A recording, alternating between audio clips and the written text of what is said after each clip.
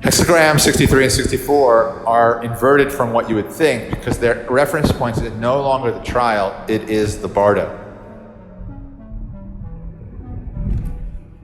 So when you're starting a beginning, you're separated from non-duality, when you're feeling like, oh, I haven't yet crossed my crucible, I have to enter the trial, the I Ching is saying, no, you've already crossed, you've already exited the bardo, it's already done.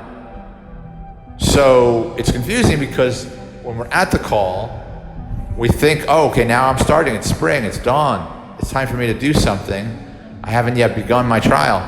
And the I Ching is saying, no, you've already crossed, you've already left the bardo. And so it's putting your emphasis on the bardo, on the non-dual state, on the place where there's no boundaries. Then, when you get to the other side, you would expect to have fall. But instead, you have spring, because you've not yet crossed the bardo. The river is the bardo. You've not yet crossed into it. So you can be full of judgments, and you'd expect fall, harvest, return. But it's saying to you, no, it's about the bardo, not about judging the trial. So if you find yourself, you're judging, you're actually at the beginning, you're at the call, even though you think you're at the harvest. It's very confusing for a human brain to wrap its head around this, and it could take years to really bring this to the fore.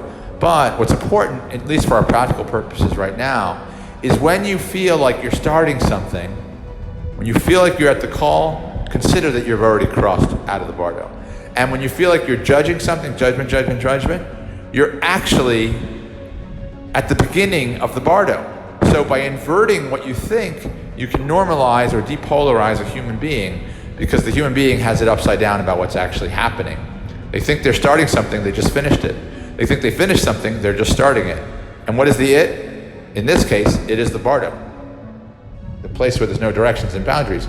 So it has to be confusing to us and inverted because it's the opposite of what our reality is like in the material plane.